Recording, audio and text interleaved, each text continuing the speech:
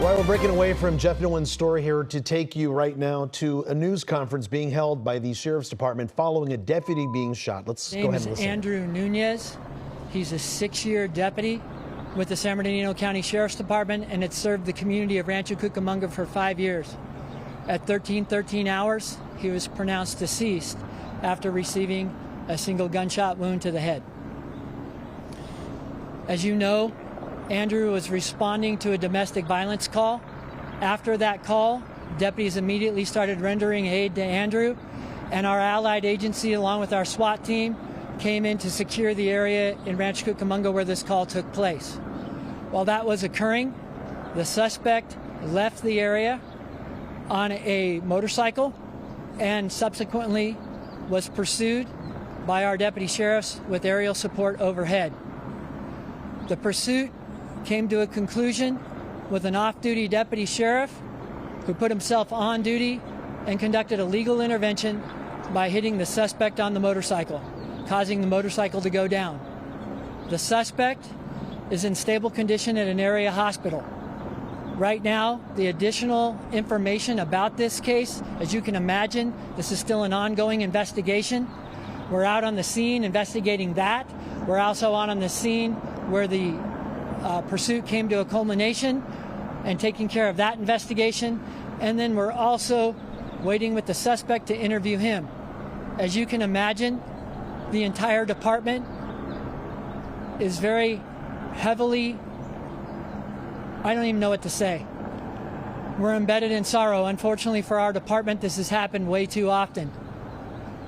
When we talk about this young man, his wife, 2-year-old daughter, and the couple was expecting. His mother and his 4 brothers and sisters are who have to live with this, along with the members of his department who are out there serving with him today. We're going to do our very best to do the most important thing at this point, and that's to make sure that we bring this suspect to justice and take good care of that family. I'm going to introduce my partner, RDA Jason Anderson, and then afterwards, Jason and I will take some questions. Jason? Good afternoon, Jason Anderson with the San Bernardino County District Attorney's Office. Obviously, this is a very sad but fluid situation. We've been monitoring information that we've gotten from the Sheriff's Department, other agencies that have been involved in this.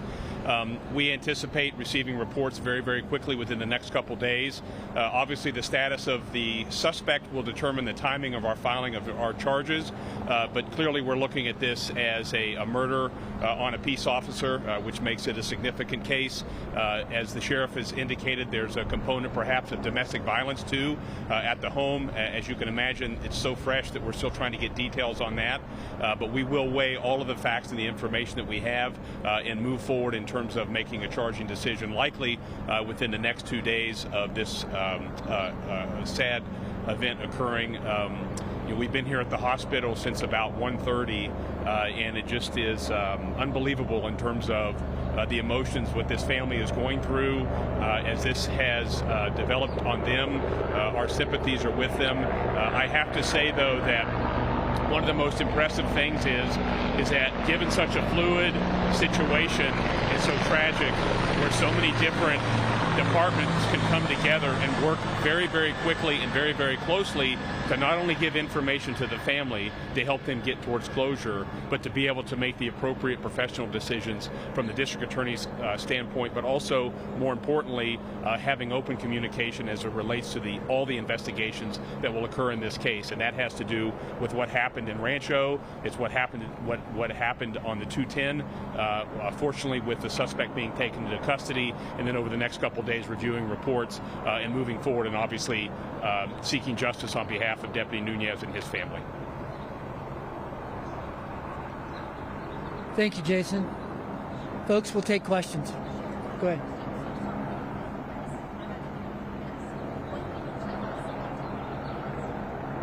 Well, Deputy Nunez was a 6-year deputy. He had served the community here in Rancho Cucamonga. Wonderful father, wonderful deputy sheriff. I can tell you from seeing all of the long faces of his partners that this tragedy hits close to his personal family, obviously, and certainly to the greater Sheriff's Department family and all of his partners that knew him. It is a blessing today in that the response of our allied law enforcement agencies to come help us handle a situation of this size, one that actually turns into a pursuit as well. And I certainly hope for the family that we can provide some level of peace by making sure that the suspect is held to answer for this crime, and we'll all continue to move forward as a department. Tell me about the mindset of deputies just responding to, I know you say there's never just a routine call, but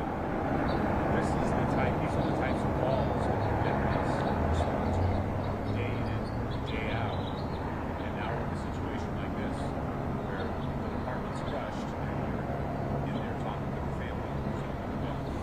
So, Rob, that's a great question. And what was asked is, when a deputy goes through these types of calls, what goes through their mind? And as you can all imagine, deputy sheriffs play these scenarios not only going through the academy, but also through our own minds about what we're going to do as we gain experience in those calls about how we handle them and handle them safely. The unknown here is the problem. You don't know where the suspect's at when you go on scene. You don't know the circumstances. And this is going to be one of those cases. You're getting what we call a domestic violence involving a man with a gun. We know we've got to get there, and I can tell you 100% that Deputy Nunez wanted to make sure that he protect the public. That's get there, solve the problem. We never want to use or employ violence, but we have to be prepared for that. That's what goes through their minds while they're en route to calls like this, along with all their partners that are going to go back, the responding deputies. Did he fire at all anywhere else during this? I saw him pulling out a gun on the freeway. Is there evidence of any other assaults? What Rob was asking is whether or not there's any evidence of any other assaults. We do know from seeing the video that he did pull another firearm out. This is all still very preliminary as to whether or not he did assault anybody else. I can tell you, our off-duty narcotics officer, I'm very thankful for that he brought this to a close, because in addition to potentially assaulting others with a firearm, the speeds that were reached with that motorcycle, well, we got reports live from the helicopter were in excess of 150 and even close to sometimes almost 200 miles an hour. And if you can imagine what that could have done to just unsuspecting motorists on our freeway. I'm very thankful that we were able to take him into custody, and fortunately nobody outside of Deputy Nunez was hurt, but our hearts are heavy right now. And you all know I've stood right here in the same place and talked to you many times in similar circumstances. And, you know, as a sheriff, you just don't know what to say to stand people up. You don't know what to say, and you're expected to know the magic words. And the only thing I can say is I don't know why this continues to happen to us, but I couldn't be more proud of the men and women that show up every day and they deliver safety to this county, and they are the true heroes in this picture, along with Deputy Nunez, and God bless him. No, Rob asked if he was responding to the call solo. He was not. We had numerous deputies. When you have a man with a gun call, and here, fortunately, in the city of Rancho Cucamonga, we do have very good staffing here. So there are a number of deputies that, frankly, within seconds and moments, were on scene when the shooting occurred.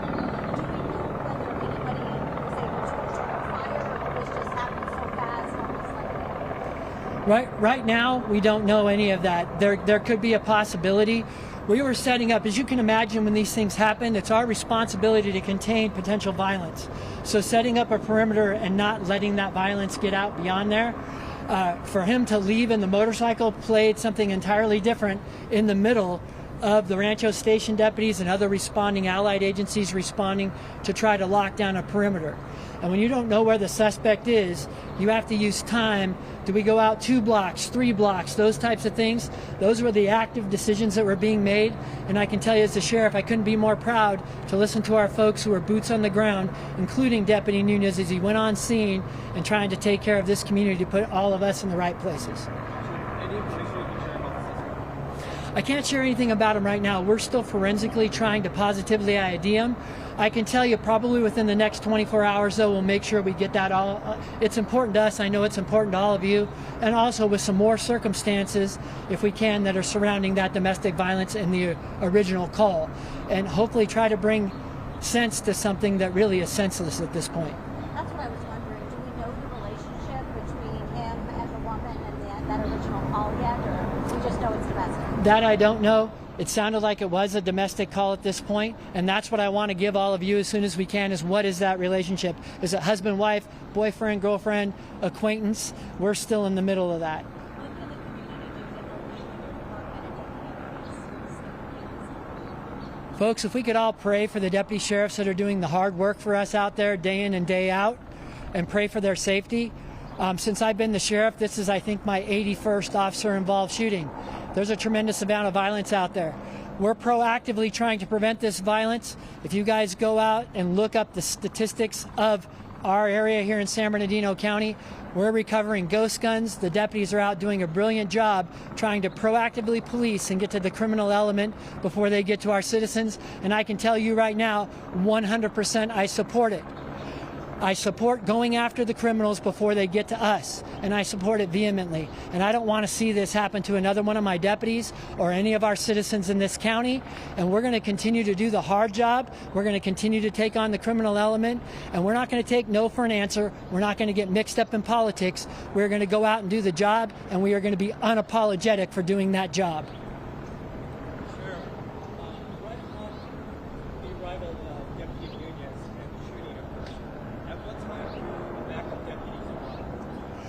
From my knowledge of the call, and this is again preliminary information, I'm talking within seconds and moments. They're all arriving at the same time. That's not uncommon. That's not uncommon here in the city of Rancho because of the number of employees that we have patrolling at any given time. And again, being a patrolman is a very dangerous situation, as you can imagine. Like Rob was talking about earlier, you really don't know what you're going to get into. So they're the first line of defense, and as the rest respond, now we can start rolling out. Do we need a perimeter? Do we need to put more people on the threat, so to speak, that type of thing?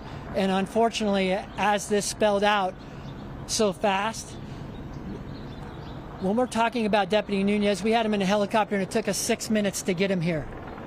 So everything was being done trying to do the best we can to take care of our deputy, and then at the same time simultaneously locking that place down. So heaven forbid we have a gunman on the loose that could hurt a citizen.